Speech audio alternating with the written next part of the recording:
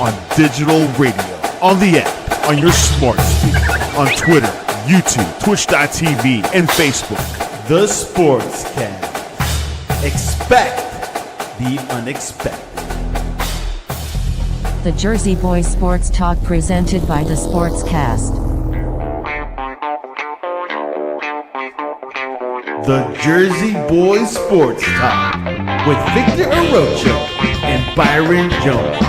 And here's your host, Victor Arocho.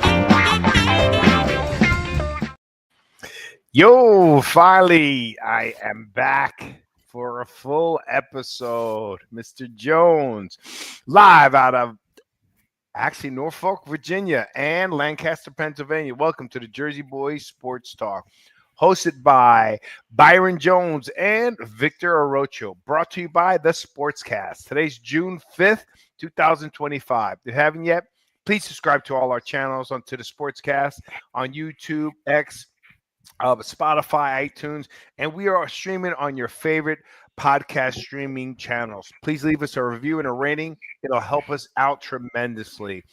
Don't forget to, if you like what you hear at the show, subscribe, smash the like button on YouTube, hit the notifications, and follow us. And you can listen to all the highlights of the NFC East, particularly the Giants and the NFC East division. And then we talk around the league.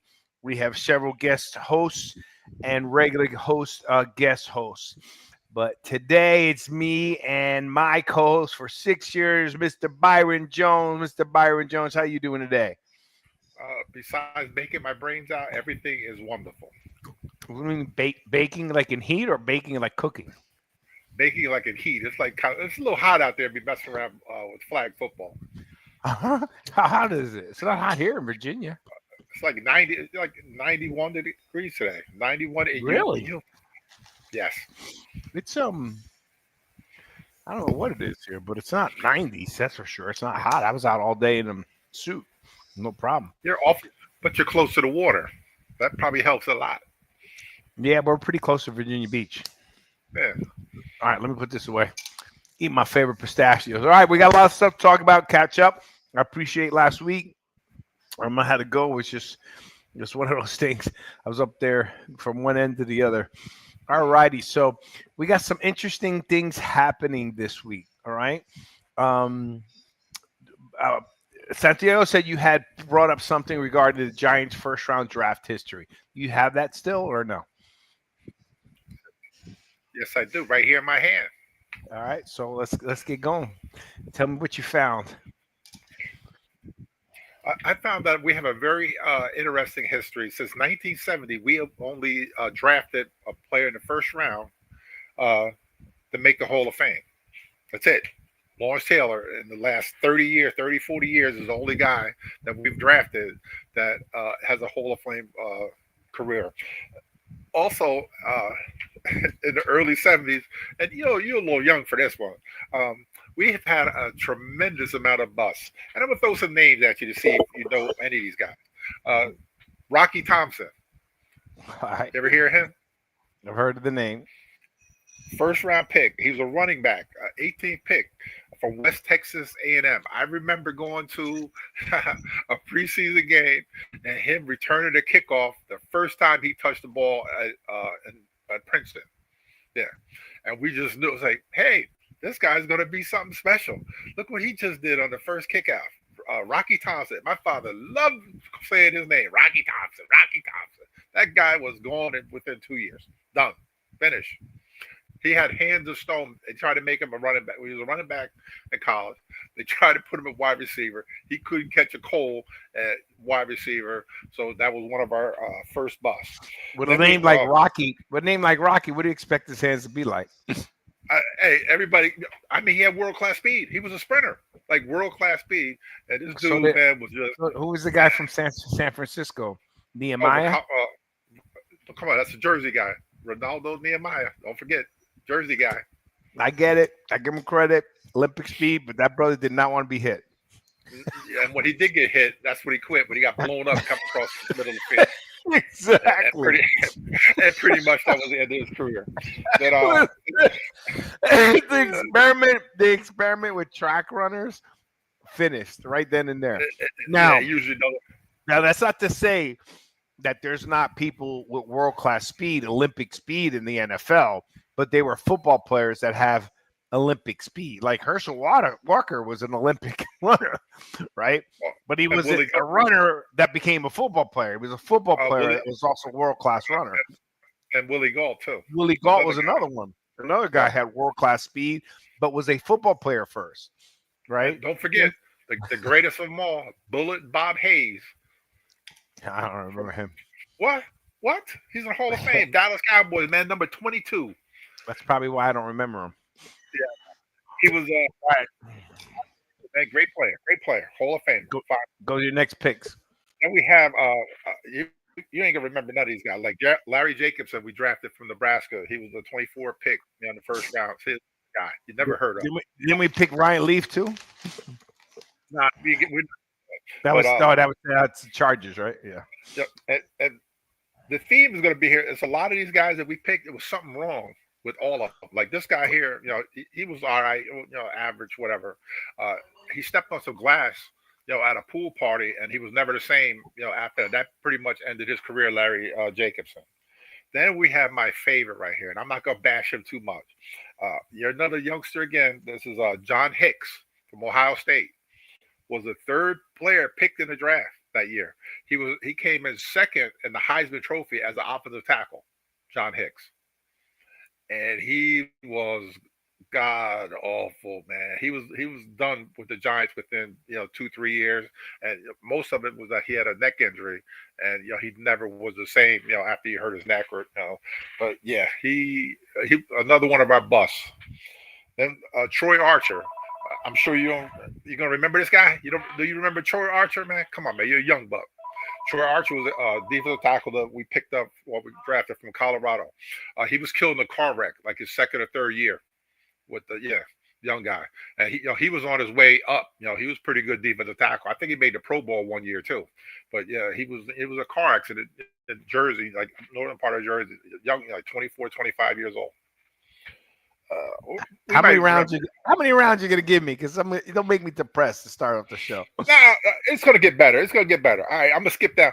Okay, let me skip down to Phil Simms. Phil Simms, 1979. There we go. We're getting better now. That was 79. He was. I thought you said there was only one Hall of Famer. He's not in the Hall of Fame. He's in the Ring of Honor, but he's not in the Hall of Fame. Oh, why do I thought I've seen him in a yellow jacket? Okay. Yeah, the other yellow jacket. Okay. But Phil Simms was 79. That's what he started. We were getting better.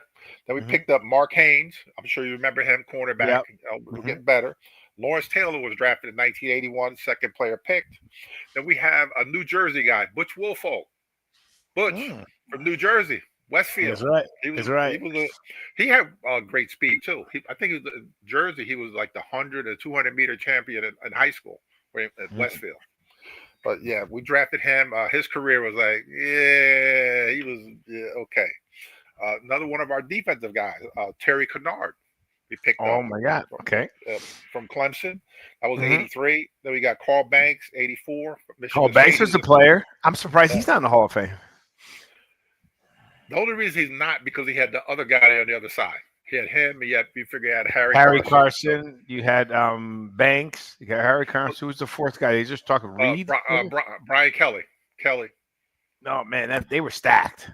That was probably the best four linebackers playing at one time, I think, ever. No, that's New Orleans Saints, man. You think? Oh, they had Ricky Jackson, Pat Swilling, Vaughn Johnson, Sam Mills. That's a pretty good group.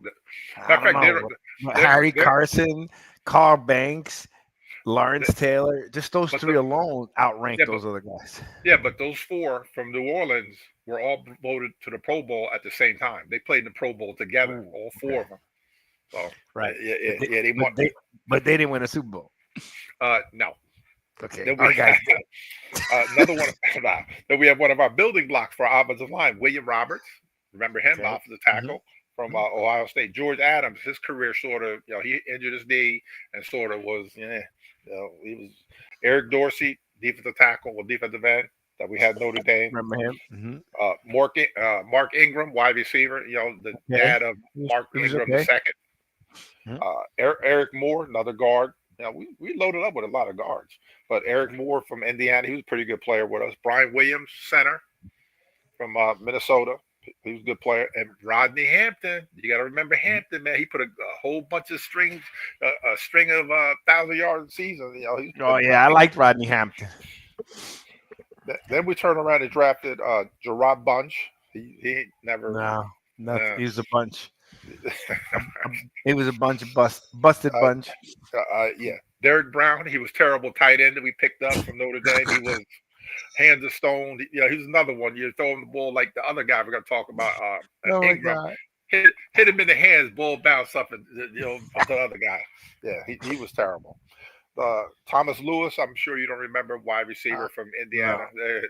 Yeah, he didn't do too much. Tyrone Wheatley, another guy with world class speed, was but his better years were with the Raiders. He was a lot better with the Raiders. Okay, this is one of our bad picks. Cedric Jones from Oklahoma. He was legally blind in one eye. Oh yeah. Yeah, he was a little bit of bust.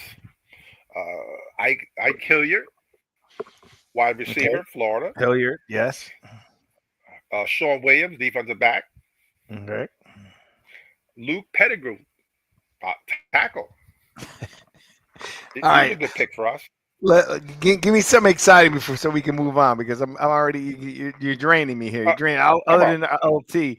But they're saying Abdul Carter has potential of being defensive rookie of the year. That's what I've been reading. A reach. But anyway, Ron Dane, we picked him. Remember how he worked out? I like that. Oh man, that guy was disappointing. Wasn't he? Wasn't he a Badger? Where was Dane from? Wisconsin. Yeah, Badgers. Yeah, he was a Badger. The dude was incredible in college. He was a Heisman Trophy winner in college, and then he got to the Giants. And he's another Jersey guy. Don't forget that he's from South Jersey. I remember Dane distinctively, man. Like the Great Dane, they used to call him. Is that what it was? Yeah. Okay, here we go. So you feel better now. Jeremy Shockey, 2002. Okay. Yes. Phillip Rivers, fourth pick, 2004. And you know what happened with him? That was the one, Phillip Rivers, and then he went to San Diego, right? Right. We skip down to 2009, Hakeem Nicks. Okay, I remember him. Jason Pierre-Paul was a great player for us. JP was phenomenal. Now he just retired though, right? So he hasn't. It's not like he had a chance yet. Well, I think he wanted to stay until he got like his 100th stack or whatever it was. Right. But, he won two Super Bowl. He won a Super Bowl with us, and he won with Tampa. Yeah, he sure did. David Wilson, running back. Remember his career was cut short, neck injury. Odell Beckham Jr. 2014. Good player. You know what happened. You know what? Here goes. We're gonna get to the bust. All three in a row. Eric Flowers, Eli Apple. Oh my God! It gets even worse. Evan Ingram. And here go to, then we have Saquon, of course, 18. Daniel Jones, 19. Dexter Lawrence has worked out well for us. DeAndre Baker, the quarterback that we traded up. Andrew Thomas has been a great player with us. When he's not hurt. Kadarius Toney. Oh boy! I just keep moving with that one. Another rapper.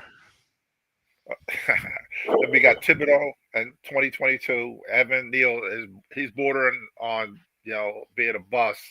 Thibodeau's a better pick than Evan Neal. By far. Deontay Bake, the jury's still out with him. Malik Neighbors, we saw what he did. Malik Neighbors, great pick. Great pick. Abdul Carter, great pick. And, Jackson Dart, we'll see, because they have during the OTAs, he's having a little time. Well, let me give you a little bit of research. They're saying that it's interesting because we got Winston there, but it looks like they're saying that Russell Wilson has embraced the leadership role, and he's been mentoring the younger players, including Jackson Dart. He's focused on leading the team and supporting Dart's development. Dart is doing pretty well, but he's trying to get used to OTA. He's experienced a couple interceptions, a sack, but he's still talking. But they're not mentioning too much about Winston. That's pretty interesting. So I don't know if Dart's getting a little bit more of the snap. If Winston's there just to help mentor him. I mean, what do you think is going on there? Because it seems like, Dart keeps coming up a lot more than Winston at all. It's either Wilson or Dart. Well, no, well, it's like Winston, Wilson today. I got it from a few hours earlier. Today that he was like 10 for 13 today with an interception, a touchdown pass to Slayton during the OTAs today. Then Jameis Winston was 4 for 7 with a long touchdown pass to Slayton. Tommy DeVito was 2 for 3. Dart had 2 interceptions today. He was a little rough today. A couple balls bounded down, at the line of scrimmage. One was an underthrown ball, to DeQuan Felton, and Trey Hawkins picked that off. And the second was picked off by a undrafted rookie free agent, Page. And that's when he tried to roll out and threw interception. The other thing that came out as far as Wilson, wanting to take the lead of the team, they said he took out the offensive lineman to dinner. Like all of them. So, that's pretty cool, where the star quarterback, picks up the check for the biggest human beings on the planet. So I'm sure that was a pretty hefty price. The brother can afford it, man. He made $37 million last year. Yeah, but still, who wants to turn around and feed, man, 20 big old hungry jokers? Hey, what do you want? Steak. What do you want? $37 million. 10% of that is 3.7. I'm not paying all that money for 5% of that is 1.5 something, right? 2.5% of that is 700,000, right? 1.5% of that is 300,000. I mean, you go that check could have been $30,000, and it was like 0.001% of what he made in 1 year. I'm trying to keep that money. And these guys keep them safe. Of course you do, but you ain't got $37 million in 1 year. I mean, what's his earnings over his career? I mean, it's got to be pretty hefty, right? Oh, yeah. But still, man, that's a lot of big old dudes, man, to take out. Oh, and the other thing, the lineman, they put Evan Neal at left guard, and he performed, because the other guy's hurt right now. My prediction is he's going to take that job and he's going to do well. I'm going to stay off his back. I'm going to stay off Evan Neal's back. But, yeah, they say they had him left guard, which was his best position in college. So I think he's going to take the job and he's going to perform this year. Russell Wilson's made over $300 million in the NFL. Now, I don't care if it was $300 million. I'm still back in the day when they weren't even making that much money, quarterbacks used to buy their offensive linemen Rolexes. They still do. Okay, a Rolex is $10,000, $12,000 a piece, minimum. I think Jalen Hurts bought golf carts for his offensive lineman. Golf carts aren't $12,000. And that's nice minimum.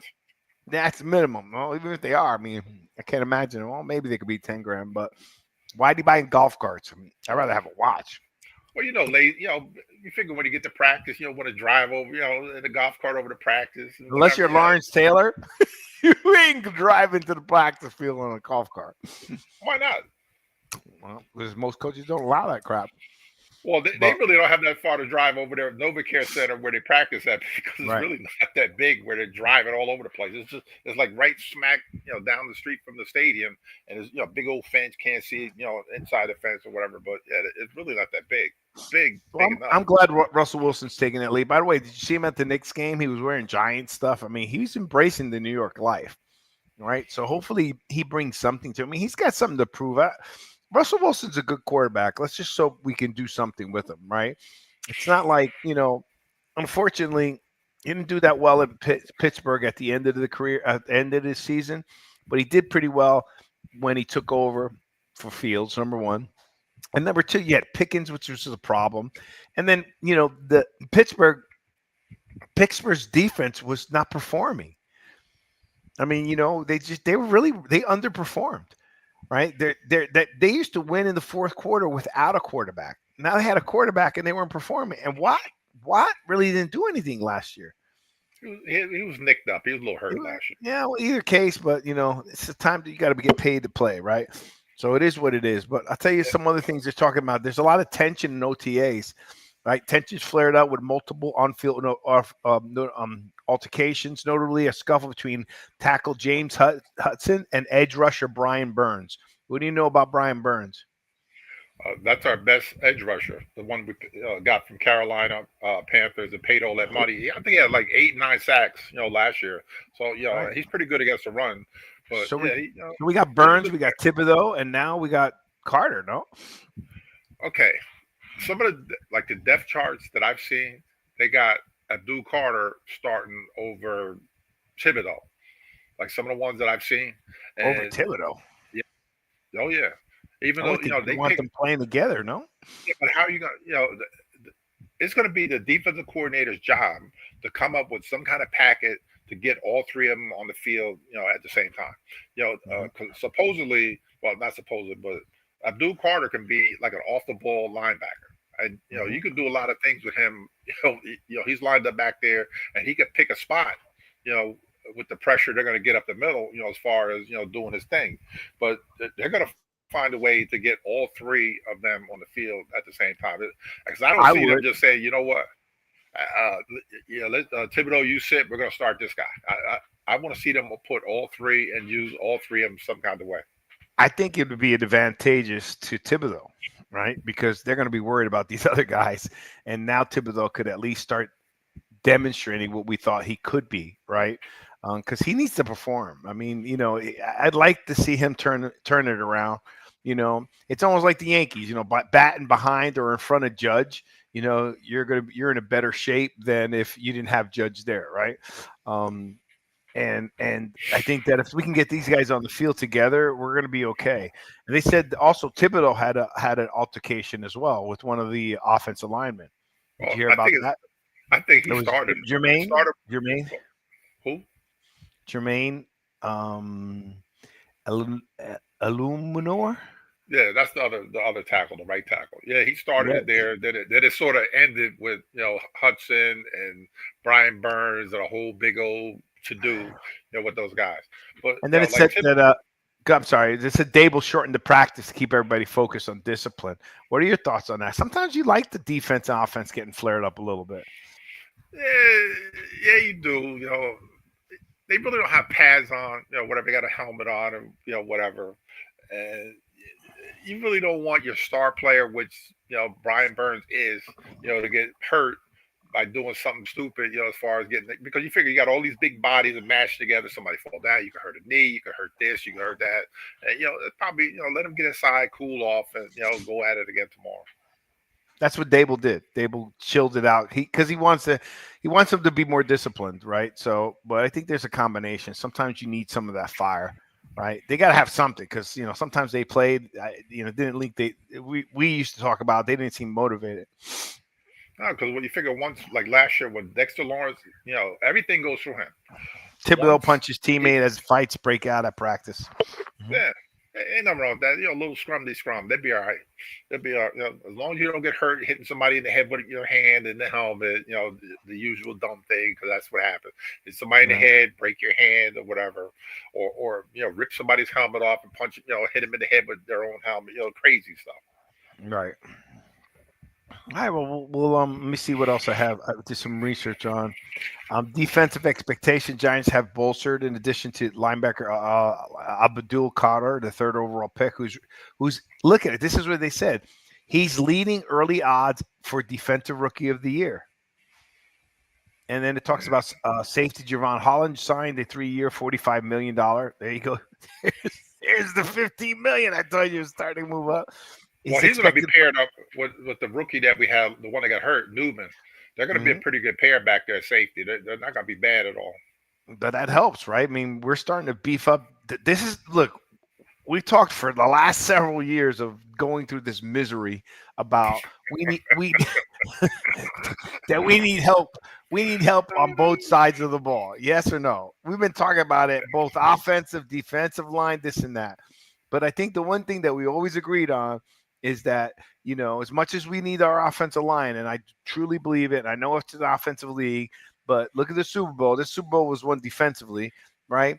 Giants need to bolster that defense, right? Because even when we had lousy offense, there's times we were losing by 1 score, by 2 points, by so forth. And it was just that, like, come on. In the fourth quarter, if it's a close game, have you had any confidence in the Giants over the last several years? No.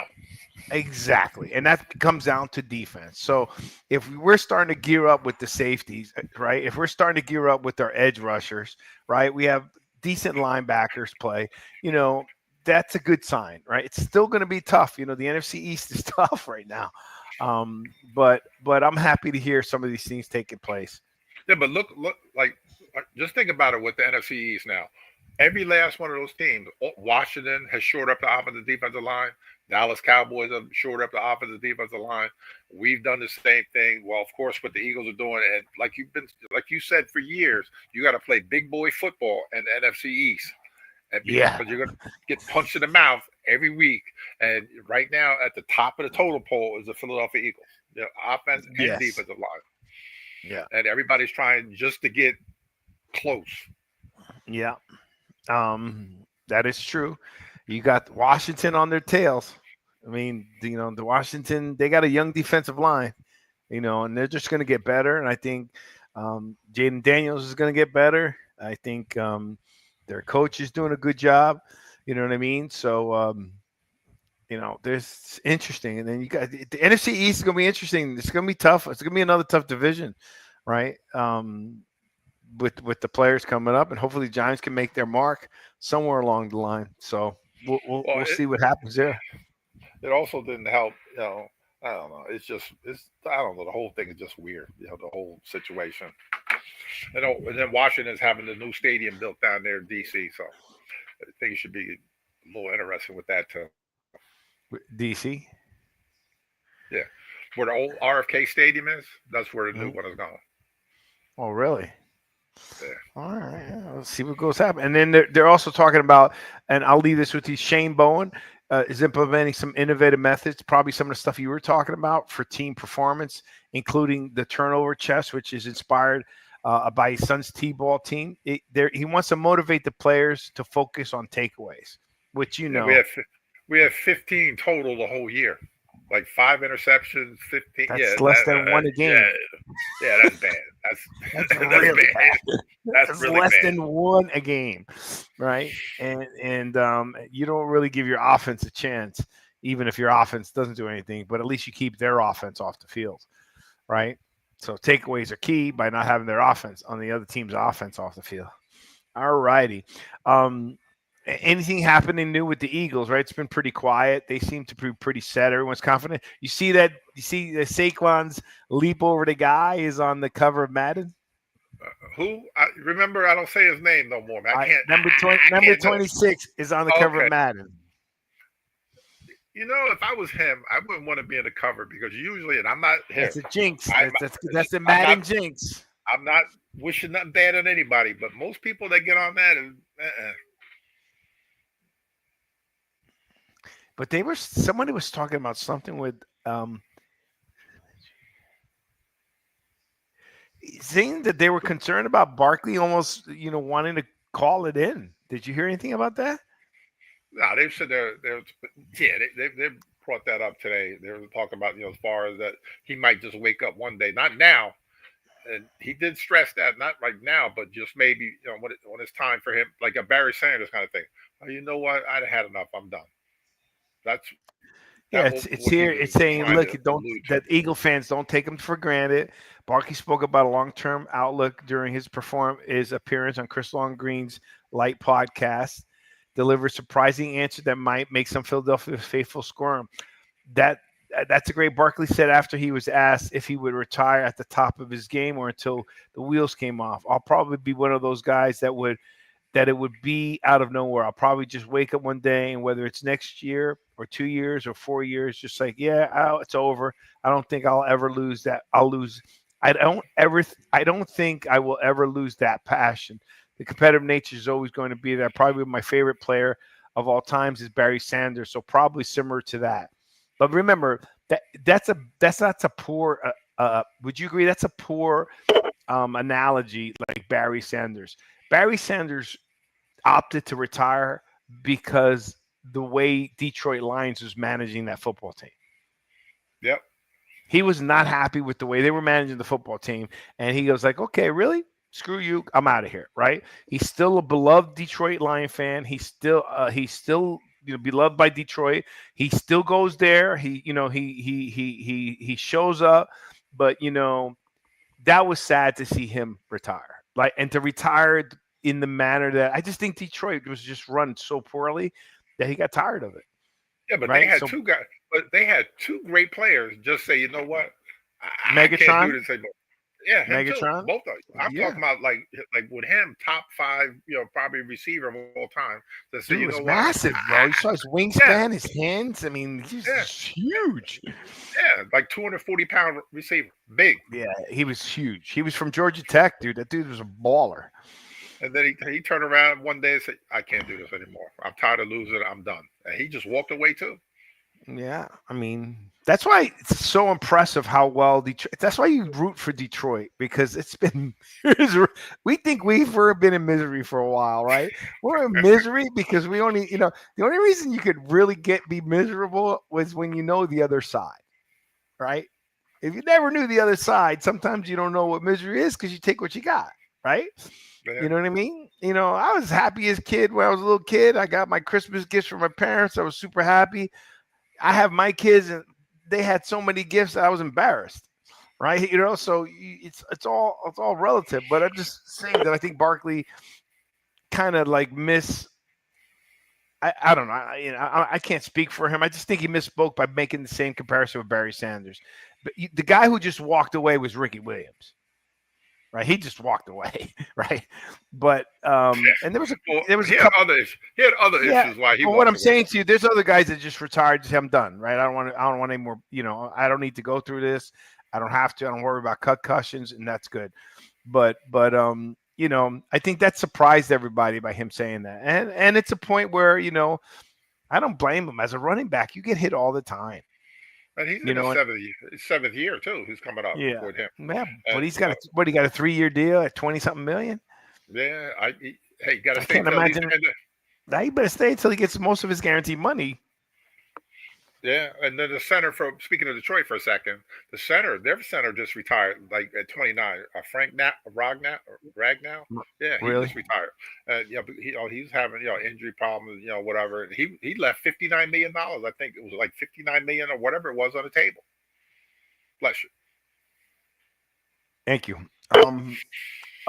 Yeah, I think that these players now have made enough money that there's just certain players that want more, and there's certain players that, hey, if they do right with that kind of money, they're fine, right? I'm sure, for a lineman, the average life of a lineman is like 3.5 years, right?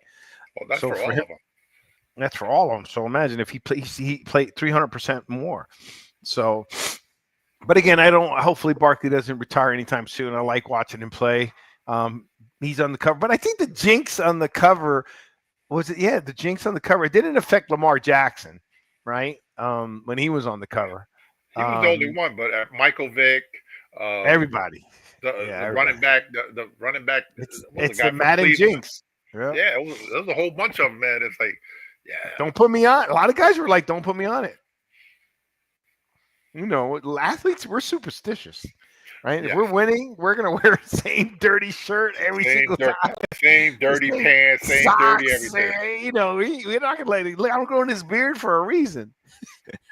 There's something behind it, right? There's a number I want to hit in business, and until I hit it, then it's going to come off, right? And you'll know, okay, I got it. Once I'm comfortable there, I'm probably there by the end of June. So, but that is my goal. But anyways, we'll see what happens with Barkley. Anything else happening over there? Commanders, Philadelphia.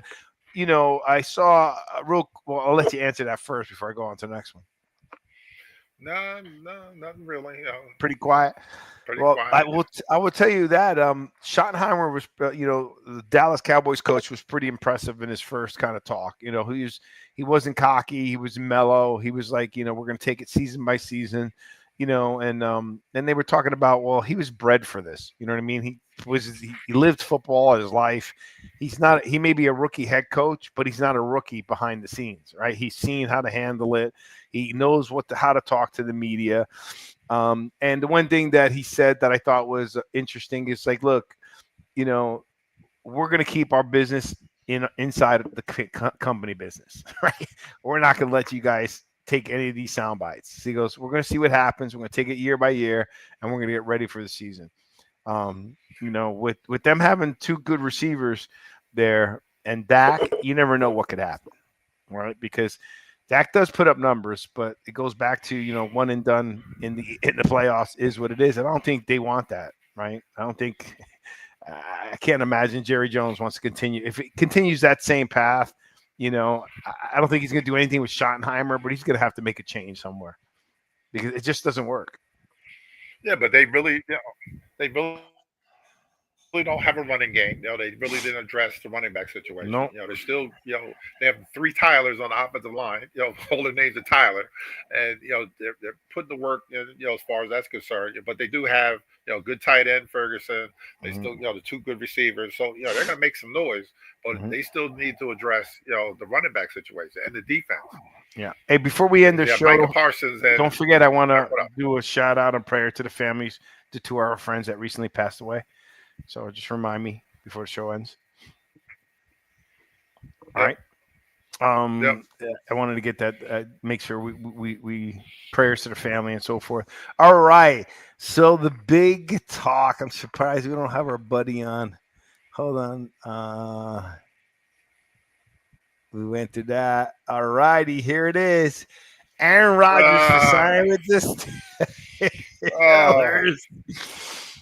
Oh man, I am telling you, suppose he's going. He hasn't signed yet, so I know Santiago put that up. But all indications is he's flying out there to sign before everything gets set and ready. What are your thoughts on that?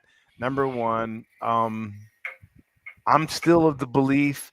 I still believe in Tomlin, right? I know Pittsburgh fans a little bit different.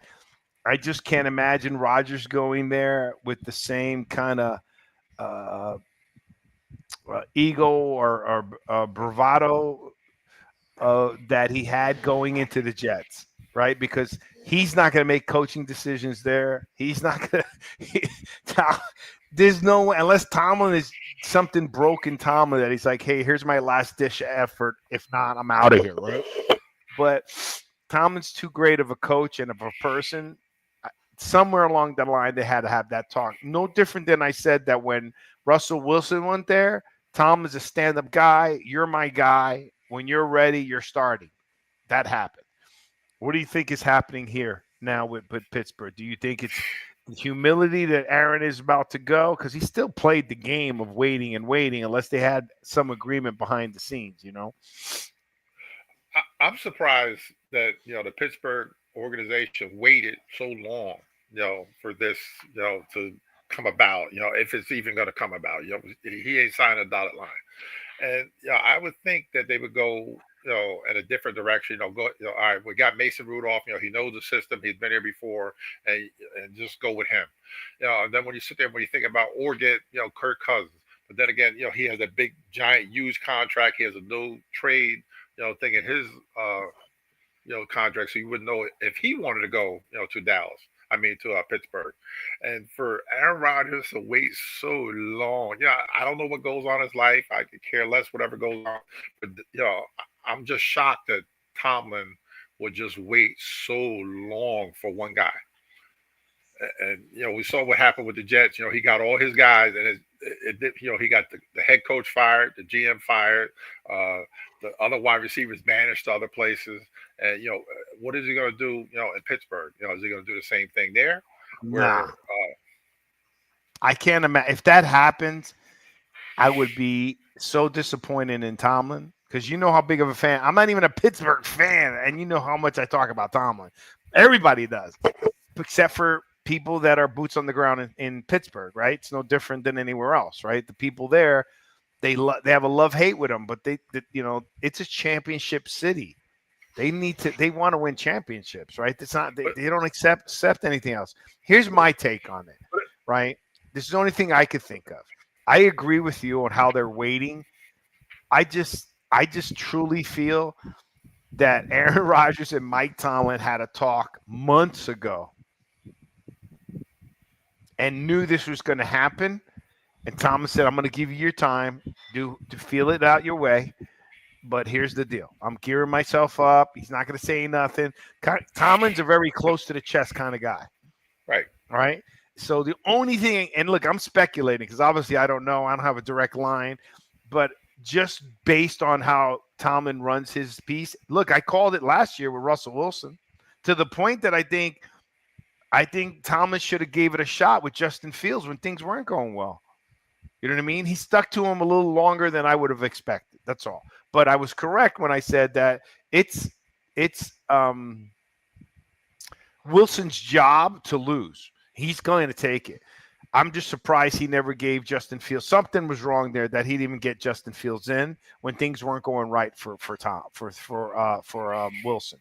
But I do believe he's signing a 1-year deal, right? So, the question is, here's a good question, right? He's signing a 1-year deal, right? Which again leads me to believe that, they struck a deal. You need to come here. Let's get us past. Let's get us to win two playoff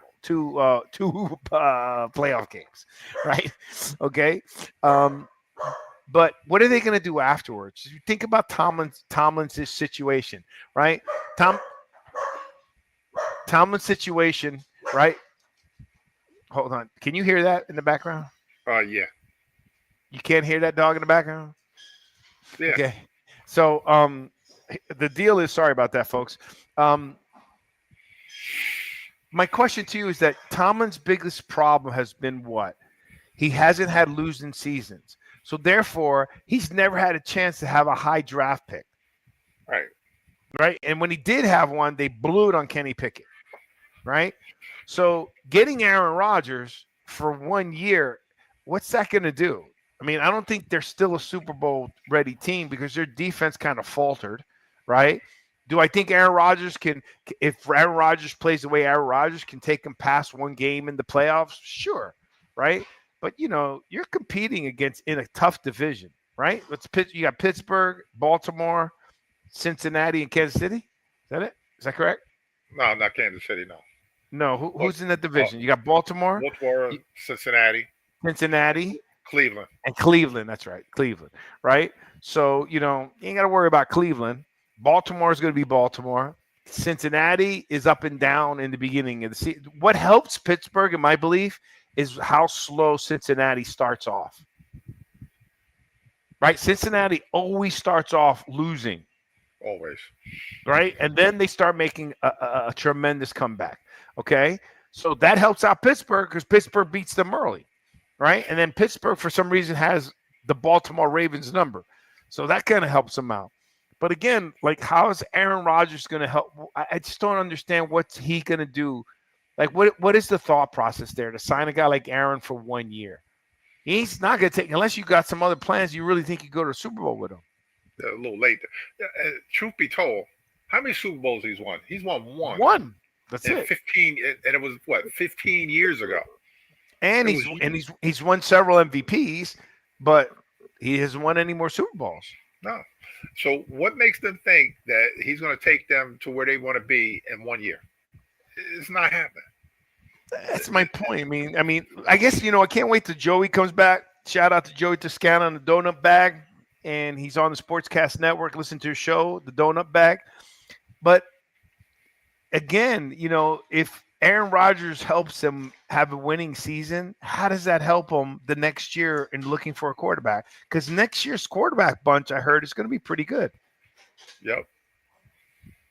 So is he basically there to hold a fort, until, they can get whatever, trade up to get what they need, to be, next year? Or are they just satisfied? All right, well, we went 9-8 for the, 5th year in a row or whatever, What's the deal? I don't think they're going to be happy. He has to win more than one playoff game, number one. And number two, it's almost he was better off not getting Aaron Rodgers, having the worst season of his career, right? I guess it's got to be hard being Eagle, but he's got no ability to draft a quarterback. Yeah, but he can move. It's They not can their move thing. up. They can, but it's not their thing. I don't remember or recall them ever moving up to draft anybody. Right. Even Ben Roethlisberger was drafted late. Real late. I mean, he was upset. Roethlisberger was upset how late he got drafted. Well, he wanted to go to the Giants, so that was another thing. Right, but he won 2 Super Bowls with Pittsburgh, so I guess he went. It worked out just fine. He did pretty good, right? I think Pittsburgh was a better move there for him. Well, anyhow, that's an interesting piece. I just don't understand the logic. I'm just going to stick to my guns that Tomlin and Rodgers had this played out the whole time. And, he didn't say anything because I just don't see the Steelers, like you said, playing that waiting game with him, right? But I just don't know what this is going to do for them. Give you another winning season and then give you another lousy shot at picking up high in the draft, right? Because I don't think you're a Super Bowl ready team just because you added Aaron Rodgers and you added Metcalf, right? Who's your other people? I heard they're trying to get a tight end, but when does Rodgers throw to tight ends? Not really. Exactly. So, look, again, I wish the Steelers fans nothing but luck, the best, and I like Tomlin. I just I'd like to see Aaron Rodgers, leave decently, but I don't understand the 1-year deal, how that helps the organization. Like, do you? I mean, he doesn't even have a player there to mentor. It's not like, the Giants have Jackson Dart. Like, who's the quarterback there that an Aaron Rodgers could help? And Aaron Rodgers ain't known to help. Well, Will Howard, the quarterback from Ohio State, was a 6th or 7th round pick, so he's there. But he's not going to help this guy. That ain't happening. He didn't want to help Jordan Love. No. And that was a 1st round pick. Yeah, he ain't helping anybody. He ain't helping a 6th round pick. You know what I mean? So hopefully we'll see what happens. All right. Micah Parsons to attend minicamp. Micah Parsons to attend minicamp amid contract talks. That's going to be an issue there. I don't know why. Why does Jerry hold off just to pay them? Who knows? I don't know. Maybe he wants to make a splash. That's why he waits till like the last minute to do whatever, like he's done with all the other contracts. Micah Parsons is going to go attend minicamp, and he's not going to do a thing.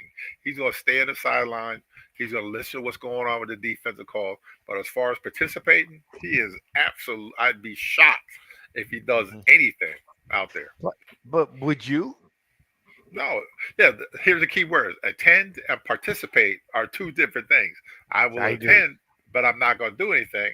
Well, my point is, if you were Micah Parsons, now remember, he's different. It's not like it's another guy. But if you were at Micah Parsons' level, would you participate? No. I wouldn't either. I'm too good of a player to risk getting hurt without a contract. Now I'm giving you a reason not to give me the money. Right? I mean, there's no reason there. So we'll see what happens, but I think they're going to, I don't know how much money they have to spend. Well, they're going to have to move a lot of money around because you figure the number now is what Myles Garrett got. So I think he's like $40 million a year, whatever the number is. Yeah. So I'm sure Micah is shooting for 40 plus. No. Well, and he's a lot younger. Yes. All righty. NBA. Okay. Well, hold on. Let's go. Let's go to this one first. What do you think about? Tell me. Come on. You're up there. You're in New York. I was there recently.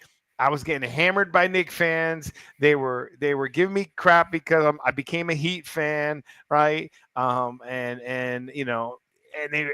was getting it from all over the place, right? And I'm like, listen, I don't have a problem with the Knicks winning or not. I mean, I'm not rooting against them. I just didn't have that same like feeling that I had a long time ago because the organization has been bad for so long. It's just hard with so many games. And then Dwayne Wade converted me. But I don't believe Thibodeau. I think Thibodeau deserved one more year. I don't think he deserved being fired this year. In fact, they went way farther than I expected. and the names on that team, they made all the trades for those guys.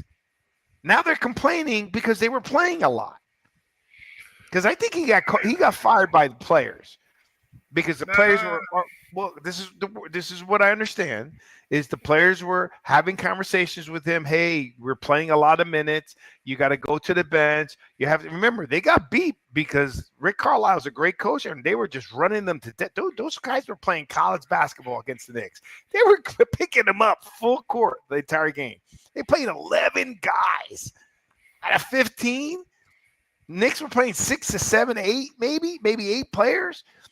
So, they were just, those guys were missing foul shots at the end of the game. Why? They were tired. But I think he deserved at least one more year. I mean, come on. Did you think the Knicks would go this far? No. I mean, between Cleveland and Boston? No. I never thought they'd go past them. Okay, no, exactly. And they still play tough, and then they're using the excuse of, well, they were up by 20. I don't understand something, right? Byron, help me out with this, and I'm gonna let you go real quick on this. Why is it that you can use, well, you were up by 20 and you should have won the game, and you totally forgot that you were down by 20 something twice against the Celtics? You should not have beat the Celtics whether Jason Tatum got hurt or not. The game should have been over already. Those guys, they blew it. They blew it. You're up by 20 both times. There's no reason to keep shooting threes. There was none. Yeah, you got a 6'8" Jason Tatum against a 6'2" Brunson. Post him up, man. Take him inside. Eat the clock. That's not that thing in the NFL, the NBA. That's not their thing. I get it, Byron, but that is basketball logic if you want to make the championship. Right? Well, because think about it. Jason Tatum also, in my opinion, you never know because things happen. He got hurt without getting hit or something. But remember, he got hurt in a game that he was about to put up 50 because he couldn't risk losing. If they would have won the first game they lost by 3. They missed 45 3-pointers, Byron. 45. Yeah. So go ahead. What are your thoughts on Thibodeau being fired? I'm thinking that, when they had like the interview, Brunson got up there and basically, stood up for him, as a coach. And I'm not going to bash this one guy because I know his father, back in Perth Amboy days, the big cat. But he's like a liability on defense. For somebody so is Brunson. No. Big Cat was worse because they went at him, and you could see where they went at him a lot. And for a guy, that's 7'1" or whatever, the guy is that he's pretty bad. Great offensive player, but on defense he was a liability because you could see that when they were run down court, they were beating him down court, every time. Wasn't even close, and you figure because they really not that deep. They're the whole on the bench, and you got to put them out there because you want them for the offense. But then on the defensive side, you really don't want him out there because he's not going to do the things as far as rotating, the cutter, as far as taking up space in the middle. And he's just not that kind of player. He really is not. Love him offensively, but defensively he was a liability in this series. Well, you know that they were worse when Brunson and Cat were on the court at the same time. Their plus minus was worse when they were both on the court at the same time. That's a problem when they're two superstars. Yeah, but what can you do? I'm not saying you can't. I'm just saying you got to put them in there. But again, back to Thibodeau. I just think Thibodeau. I think that was a raw deal. That's why I'm not. The Knicks organization is a problem. I mean, think that's a great job for someone because of the Mecca of New York, and it's a lousy job right now. Do you understand? They have no moves. They have no picks. They wasted all their money in building this team with the players that they got.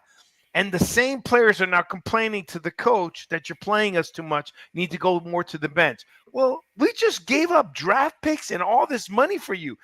Get out on the court and play. Jordan never complained about the minute. There was no load management when Jordan and those guys played, and they used to get beat up. How the many players. times did Jordan would go out there, score 50, and then go out, score 50 again? Larry Bird didn't care.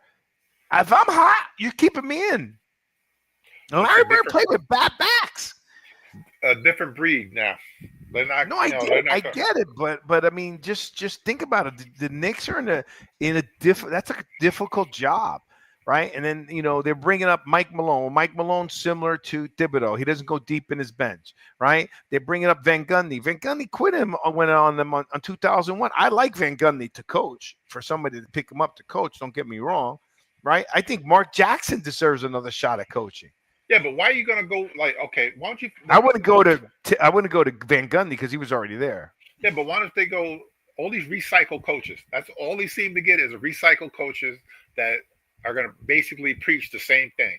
Why don't you go find some young blood? One of these assistants from one of from I don't know the Pacers from. They're thinking about the guy from Houston they were mentioning. Yeah. Get some young blood, not keep keep recycling the same old players, players. But basketball's a tough sport though to get a new you got to give JJ Redick credit. He did a way better job than I was expecting him to do. Okay, but basketball players. The problem with the NBA, it's starting to get a little bit better now because they're trying to get away from these power teams, the big threes and all that. They're making some moves, so it's a little bit more parity.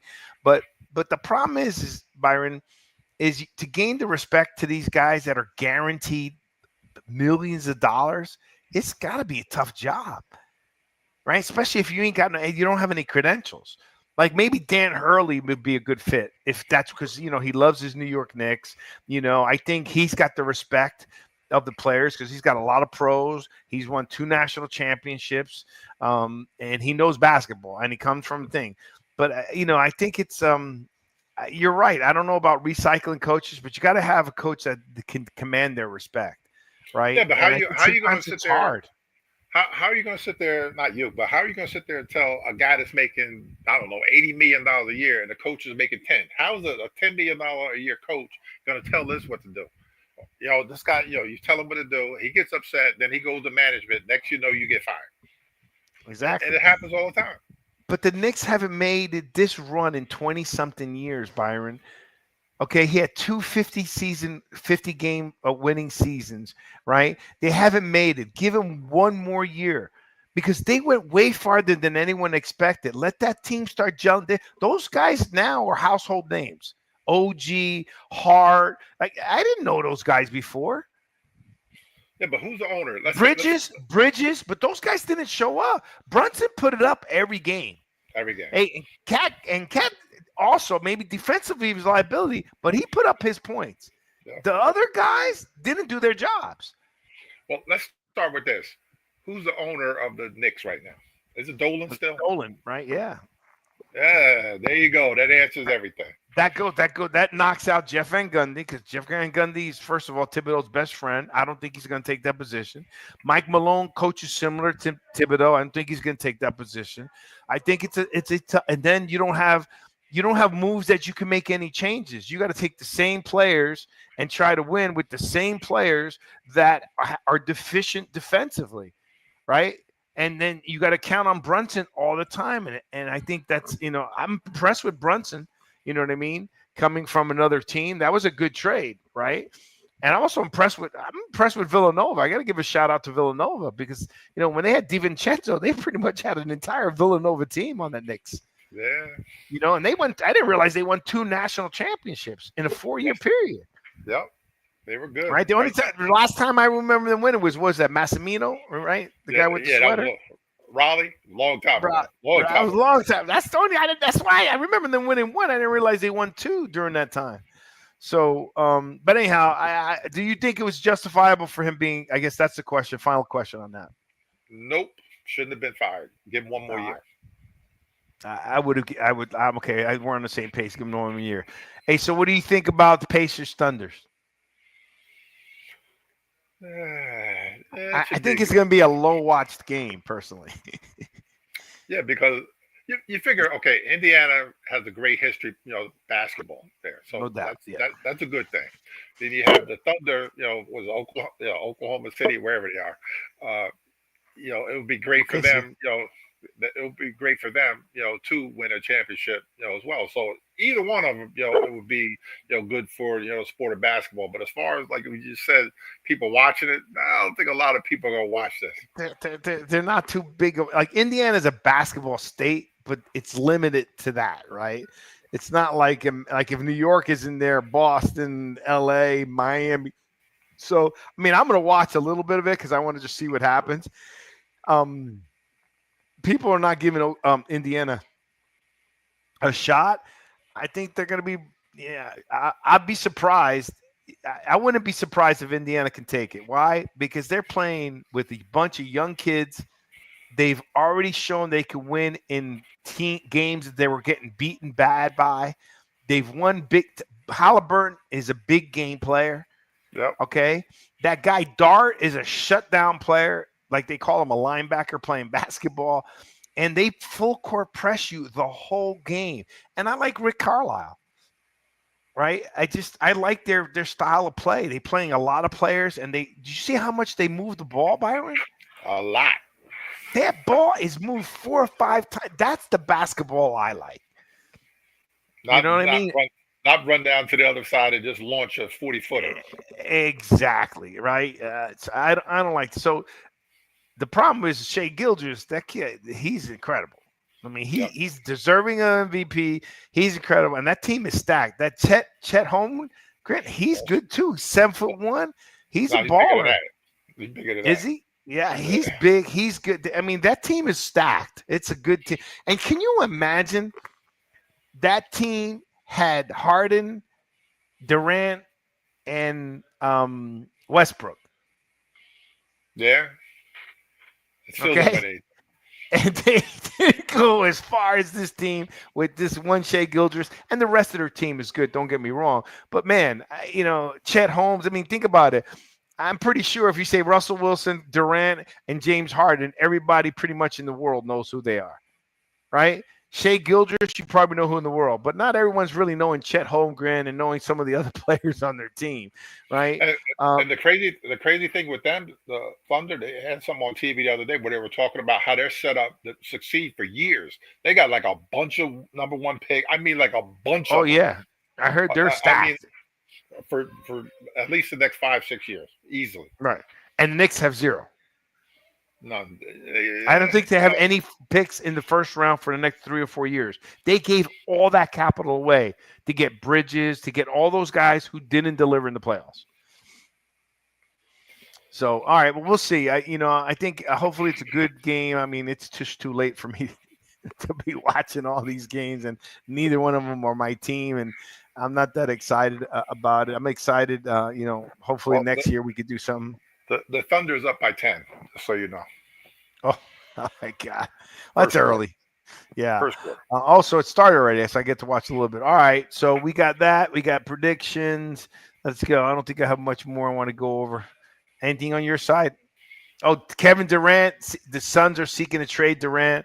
I mean, Durant's another one. If he would have stayed with Golden State, they would have won at least 6 or 7 championships. They would have finally beat Jordan's run. Yeah, he'd have won. Now, not 6 in a row, but they would have won way more because they won without him. Yep. Okay? They won without him, and they won 2 with him. Okay? So I can't believe that he would just let something go, and nothing's worked for him. And don't get me wrong, he's one of the all-time greats. There's no doubt about it. But even that Suns team, I didn't think was going to be. I thought they were unbeatable. With all the players they had on that team, it never worked out.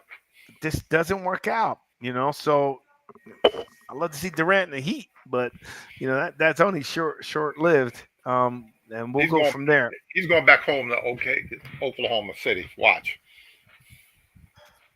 Oh, yeah, that would be interesting. Yeah, because at least he'll get a better shot there because he doesn't have to be the heavy load, right? But can he fit in with those guys, right? Because they may not want him. They're all young, and they're like, we think you're great, but I got great chemistry. I just want to keep feeding my team with picks. Why would you mess that up? They're already good. Why wouldn't you want to keep bringing in awesome young bloods? And Yeah, you know what I mean? yeah. So I guess just get him so he can come home and finish his career at Oklahoma. I guess where he didn't do anything because he should finish his career in Golden State where he won the championship. I know. So we'll see what's there. Hey, listen, I want to we'd like to give a shout out to the families, to two friends of mine. I wanted to show the pictures that I had texted, but I'll show them next week. But I want to shout out to our friends that passed away recently. I was blessed enough to be able to go up to that reunion and actually have a picture with them. I mean, and so one of the guy was Harold Zayas, Yeah. young 60 in his 60. Harold Zayas passed away. So I want to prayers to his family. I'm friends with him. I'm friend with his wife Maria and their two children. God bless them. Rest in peace, Harold. Both of these gentlemen probably the nicest people in the world. They always say the nice, good people die young, and this is true here. And the other one was Mark Baxter. Is that correct? Right? Did I say his name correct? Byron, Mark. Which Mark? The gentleman that you showed me the other day. I thought his last name was Baxter. I apologize. I'm tired. But anyhow, I'll make sure we'll give another shout out next week. I apologize I'm just so taken aback because I just saw them in November. So shout out to their families. God bless. And we have the Jersey Boy Sportscast have nothing but prayers for you. These are both gentlemen are from Perth Amboy, New Jersey, where Brian and I are from. And it's sad to see some of our young friends dying at such a young age. So take care of yourself. Harold was a year older than me, and he was a tremendous baseball player in high school. He was a really good baseball player in high school.